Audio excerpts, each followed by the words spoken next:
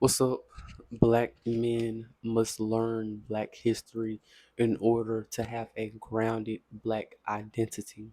Now, if you're a Black man out there, if you're trying to self-improve, if you're trying to gain a Black identity and learning Black history and really love yourself and learn more about Black people and Black history and have that grounded identity, not only that, but just every aspect of self-improvement as far as finances, becoming more financially literate, eating healthier, exercise, working out, learning how to organize with other Black men to, come together weekly and to really see the Black community just uplift and go up, and not just, community development, but just personal development. If you're a Black man and you're interested in that, I have a guide that's a deep dive on all of those things. If you're interested in that, the link for that will be in the comments of this video, the description of this video, and if you click on my channel in the bio section, you'll see the link for that. Now, why is it important that we go out in our personal time, in our personal lives, to learn Black history?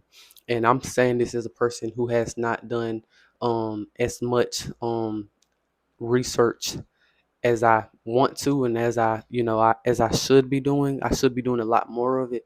But I recently I have done a lot of deeper dives into who really has helped the Black community and things like that. But the thing I really kind of want to focus on is, or emphasize, is the importance of us doing that, and why, if we don't do that, we'll be left up to um a image of Black people that isn't really true, and it's the colonized version of things. And we can take this way back to, when we're in school.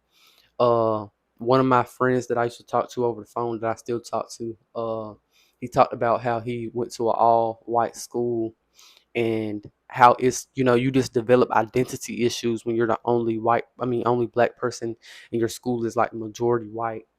And not only that, even if you just go to public school, you'll see that we don't learn nearly enough, as much as we should, about Black history, about Black history in America, let alone Black history, in the world. And that's because we were a conquered and enslaved people, so we were never going to get our real history. And even today, we don't, a lot of our history we probably will, never know about, because it was scrubbed out, it was pushed out, and it makes America look bad. It makes things, it makes the, a certain race look bad, right? And I think that it's important for us to develop our own not ideology, but our own uh history, in our personal lives, about Black people, and to learn about that in our own time, so we can kind of get a unfiltered version, a more true version of our history, because the school system will not give you that, right? I know we grow up and we think that that's something that's like, okay, school gonna tell us what we need to know, and that's how we gonna get it. And um that's going to just be there for us. Understand the government, other races of people, they don't want us to really know our identity. And I'm not talking about theology, I'm not talking about Hebrew Israelite, I'm not talking about all this theology based, belief system based things. I'm talking about actual history, figuring out actual, facts about things, evident real facts about Black people. Because when we even just look at that, we see how, it's different from that narrative that's being pushed out about us. And I think it's important that we don't go with the narrative that's being pushed towards us, because oftentimes that's not the truth, right? And we want the truth about our people, right? We want the truth about them. And I think that you do get a different level of confidence when your history, and the real version and the truth behind it. Because in America today, we don't get that.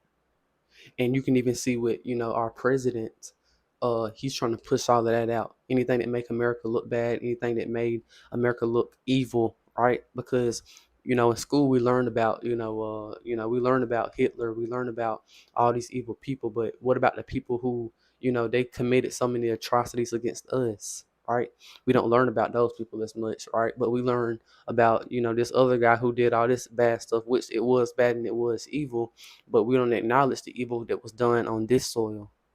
We barely acknowledge that. And not even with black people. You can look at what they did to the Native Americans. You can look at what they did to the Aboriginal Australians, right?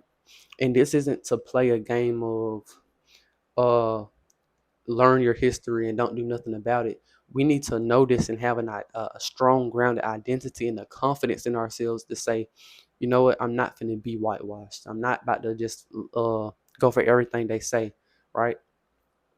I'm not going to be like that. I'm going to go and do my own research and figure this stuff out and come together with other black men, other people in the black community, and we're going to move forward and we're going to perpetuate or push out our agenda, what we think about black people. And to me, that's going to be more accurate because we're going to be confident in ourselves and it's going to be us pushing out our own agenda about ourselves. Nowadays, there's an agenda being pushed out from another race about black people, right? So I think when black men come together and we organize in a way where we put a lot of confidence in being black and we put a lot of identity in being black and we love that and we commit to that instead of just going with the narrative of how we were raised to believe it, right? How we were educated about it, because we don't get the real truth behind anything if we just listen to college and listen to school and listen to a white person, basically, because there's probably very few white people who would actually, tell you the truth about that. And the thing is, you don't even have to get the truth from them. They're going to tell you lies, right? You can get the truth through actually looking at history and doing a deeper dive on things. But I also want to emphasize that it's not always about history. It's just about learning that we're powerful and learning to love each other.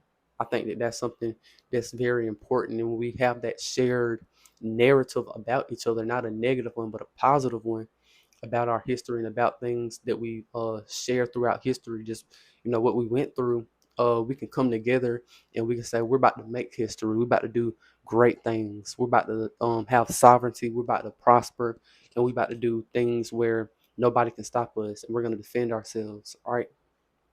So I think that that's why it's just so important. It builds so much confidence when you get kind of a true version of history and what the ripple effect of that is. The ripple effect that you actually know your own and true history, you can have a better connection with those people. And it's oftentimes it doesn't have to be something that's in a negative. A bad narrative or a negative narrative, because nowadays it's being pushed out by white supremacists that black people are this, they're that, they're stupid, they're dumb. But we don't need to come together off of that narrative and off of that type of history that perpetuates that idea about us. We have to go off of what we're actually capable of, what's true about us.